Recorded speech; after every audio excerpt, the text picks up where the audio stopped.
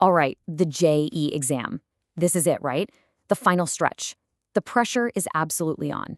You've put in the work, you've burned the midnight oil, but what you do right now, in these last few moments, can change everything.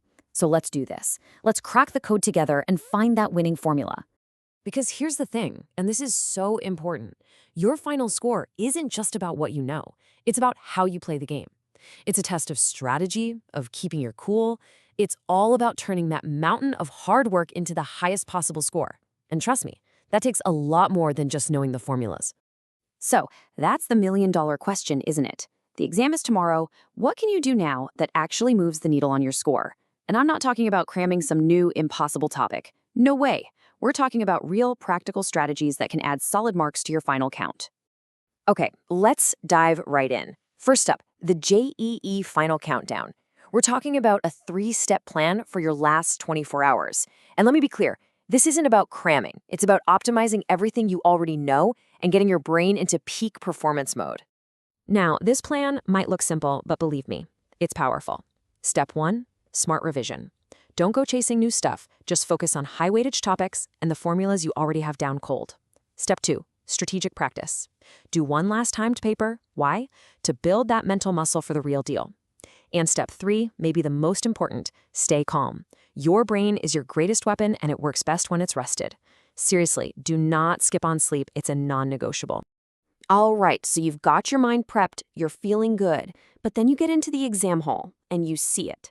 A question you're not 100% sure about. What do?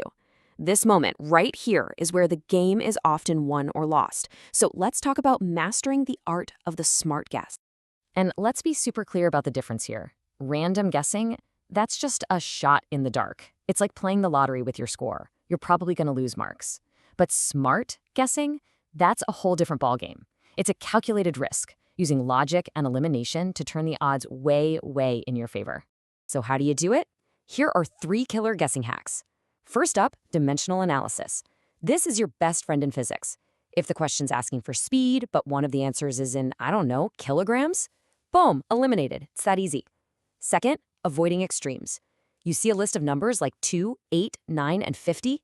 That 50 is probably a trap. More often than not, the extreme values are just there to trick you. And third, plugging in values. In math, instead of solving a complicated equation, sometimes it's just faster to take the answers and plug them back into the question to see which one works. Game changer. But listen, you can't just go wild with these. There are rules of engagement. Rule number 1, only guess if you can confidently eliminate at least 2 of the options. That's when the math starts to work for you. Rule number 2, if there's negative marking, never, ever guess randomly. It's just not worth the risk. But, and this is a big but, if a question has no negative marking, you have to attempt it, always. Leaving it blank is literally throwing away free points. Okay, we've covered the general game plan.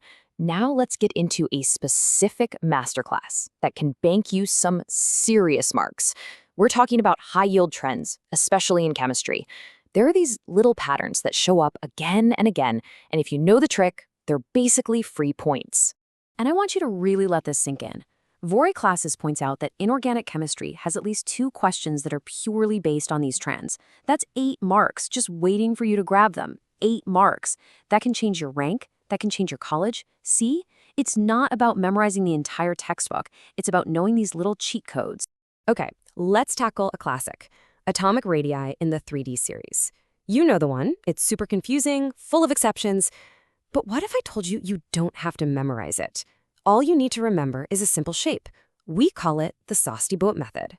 So check this out. The graph of the atomic size literally looks like a simple little boat. It starts high up with scandium, then the size dips down to manganese, then it kind of flattens out in the middle. That's your iron, cobalt, nickel section. And then at the very end with zinc, it pops back up again. High, low, flat, high. That's it. You just picture that sassy boat shape in your head and you've got the trend down. Ready for another one? This is a huge one. Ionization energy for group 13. The examiners love this question because the trend is all kinds of weird. It breaks all the rules. But we have a trick for it. Just imagine someone punching the letter W. We call it the Muckamar W trick. And this bar chart shows you exactly what I'm talking about. You can see that W shape.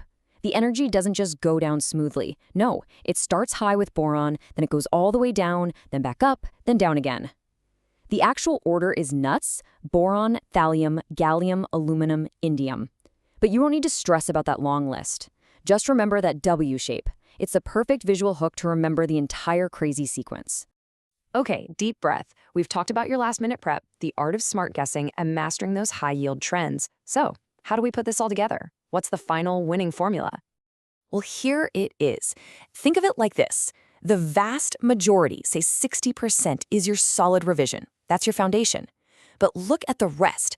A full 25% comes from mastering these trends, these guaranteed marks.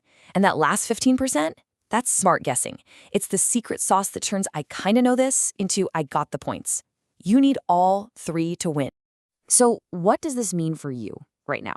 It means you need to be laser focused on these high-yield topics. These are the spots where a tiny bit of effort gets you the biggest bang for your buck.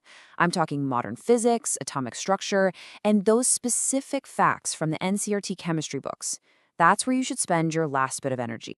So as we wrap this up, I want to leave you with a question. Your knowledge is there. You've done the work. The only thing left is strategy. So which one of these high-yield trends are you going to go master right now?